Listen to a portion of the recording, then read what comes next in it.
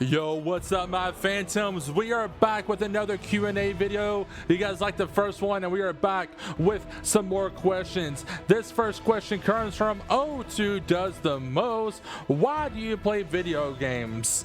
Now, why do I play video games? So, playing video games to me is like a therapy session, a lot cheaper of a therapy session. You see, it's a good way for me to come home and I would say most of the time release some stress, kick back and relax after a long, hard day. Sometimes some games, though, get me going. It gets my blood going. So it just really depends. But that's why I play video games. It's a good coping way. It's a good way to get me to relax and calm down and keep my mind distracted from lots of things.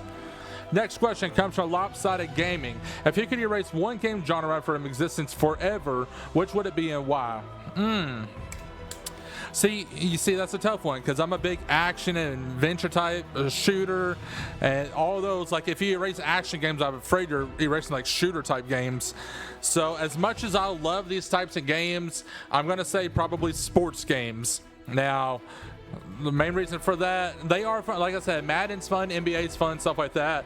But I feel like if you erase one of the other types of genre, you're erasing something more with that. If you're erasing a sports game, you're just erasing sports games, you know? There are some great sports games I've played, especially some nostalgia games, but I feel like sports games would be the one that would have to go. XP Grindmaster, what is the hardest boss fight you've ever beaten? Oh, man, the hardest boss fight I've ever beaten. Probably going to say... I don't even remember the boss's name, but it was in God of War Ragnarok, the final boss in Ragnarok. It was kind of hard. Loading Screen Larry. If your life were a video game, what genre would it be? Mystery. Action. Horror. Not romance. It would definitely be a puzzle, mystery, thriller game, that's for sure. Controller Cat says, what's your go-to game when you just need to relax or clear your head? If I'm just kind of kicking back, relaxing, want to clear my head, my go-to games typically... Really, Fortnite's all I've been playing lately. Also been playing the story mode on Battlefield. That's been kind of fun to kind of kick back and relax. Astrobot's another good one to kind of kick back and relax, so it's really hard to just pinpoint it to one. Lagless Lucy says, have you ever broken a controller or keyboard out of rage? To be honest, I have not. Have I wanted to throw my controller? Absolutely. Did I do it? No. Controllers are not cheap, and I would much rather not go through that, so I've never done that. Spawn Point Steve says, what's a game everyone else seems to love, but you just don't get the hype for it? Okay.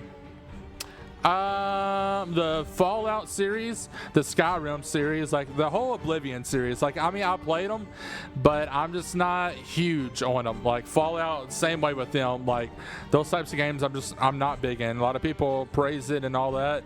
I'm just not a big Elder Scrolls fan. I'm not a big Fallout fan. I'll play them, but I'm not crazy about it, to be honest. Achievements unlocked. What's your proudest gaming achievement or moment so far? I 100%ed Batman Arkham Knight and got the secret ending. That was kind of cool.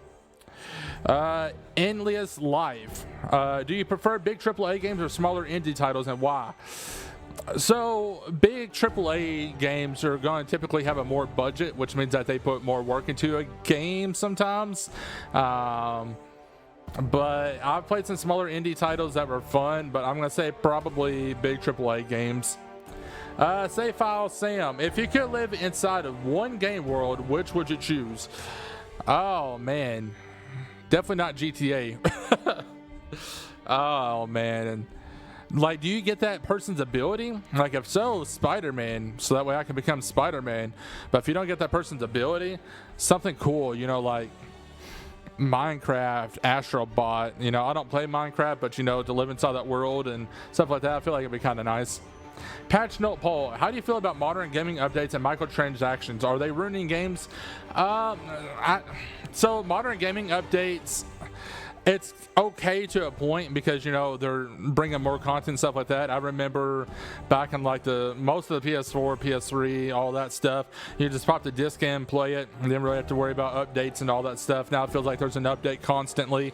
And there's nothing more worse than logging onto your PlayStation and being hit with an update after you've waited all day to play a game, and then bam, you gotta wait 30 minutes to an hour to play. So I don't know, it's kind of annoying. Microtransactions, I can't say a whole lot because Fortnite, I count the cosmetic skins and stuff like that as a microtransaction, so it's hard to say how I feel about microtransactions. But some games are absolutely ridiculous, like NBA microtransactions is crazy. Trophy Hunter Tina says, what games took you the longest to complete 100%? I've only completed a couple of games 100%, which was Astrobot, Infamous, Spider-Man. No, I did not do Spider-Man. Batman Arkham Knight, and I think one of the Call of Duties. One of the Call of Duties definitely was the longest one to complete for sure. Glitch Guru, what's the funniest or weirdest glitch you've ever experienced in a game? I mean, there's been some crazy ones. I can't really recall one that I remember 100% off the top of my head. Sorry about that. Midnight Respawn, what's your favorite gaming soundtrack or theme song? God of War, guys. God of War has some pretty killer soundtrack, but if we're going like full soundtrack, the new NBA 2K26 has a killer soundtrack full of fantastic bands and all that. Very top notch. Virtual Voyager, how do you balance gaming with real life stuff like school, work, or family? So on my off days, I record a lot of videos and I have them for like videos throughout the week. So like Mondays, I may record like 4 or 5 Fortnite videos and schedule them to upload. So I kind of balance it that way. In the morning time, I'll record while my daughter's at school. So that's where I kind of balance my stuff like that. And then when my daughter gets home, sometimes we'll game together. And when she goes to sleep, I'll sit back and play some games. Quest Log Quinn, if you could design your own video game, what would it be about? So I would love to have an actual, like a Guitar Hero Rock Band type game, but you team up with other people. So you have your band that you can create, and then you have people in the crowd, like spectators and stuff like that. It's all proximity chat, so your person's actually singing the lyrics to different songs whenever you're playing guitar and drums and all that, so the crowd can cheer you on, they can boo, you know, stuff like that, crowd surf, like a full like actual rock concert. I think it'd be kind of cool, something like that. Patch like Pete, have you ever made any gaming friends who became close in real life? O2 does the most. I met him on Discord, got really into his videos. His videos are fantastic, and we became close and we became good friends. Of course, Lopsided Gaming is my bro, but we and him has been best friends since he even started YouTube and all that stuff. So yes. Boss Battle Bree, what's a game you wish you could play again for the first time? What is the game I wish I could play again for the first time?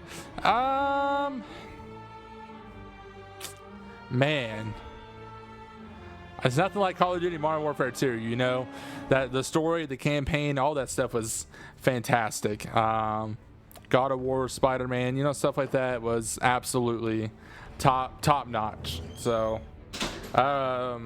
actually, probably maybe Uncharted. Uncharted was just top tier. That's too hard to tell. Retro Reload, what's one old school game you think everyone should experience at least once? Bully. If you guys never played Bully, that is now considered a retro game, which makes me feel older than crap. But that game is fantastic by Rockstar. It's a GTA style game that's rated T, and it's, you know, Johnny Hopkins, and you're in a school, all that stuff. Bully is hands down. Next Gen Nero, where do you think gaming will be in 10 years from now? VR, AI, or something totally new? I do think AI has already taken over a lot of the gaming world, so I feel like we're going to get more AI, possibly some VR stuff. Yeah, you know, I think VR is really going to kick off a whole lot, and we'll see a lot of that. There's a couple more I'm going to answer, guys. Retro Dreamer, do you think video games can teach us about life, or are they just for fun? Both. Video games, I've always heard, are good for hand-eye coordination, which is very true, but it can also teach you about life, because there's tons of games out there that could just, there's history games, there are games on there that teaches you different things. So absolutely, it's not just for fun. I got a lot of questions, so I'm going to skim through a couple. Do you ever feel pressure to always be good at games since you make content about them? Yes. So when I'm playing Fortnite, I feel a lot of pressure that whenever I lose a game, I don't want to upload it. But I got to the point, and you're not going to come first place every single game. So, and not knocking anybody that does that, but I typically do top 5 now in my Fortnite. As long as I place top 5, and if it's a good, decent game, I'll upload it. I don't care. I will. Lesson you learn from games when you think about the future. What do you see? If gaming disappeared tomorrow, who would you be without it? I mean, as sad as this is to say, gaming has become a big part of my life as far as content creating and all that. It would suck for sure. I would be bored a lot of the times, but I would have to cope and find something new to do with my life. I don't know. Gaming is crazy. That's a tough question. That was a good question. Thank you for asking that. Infinite Lives. Let's see here.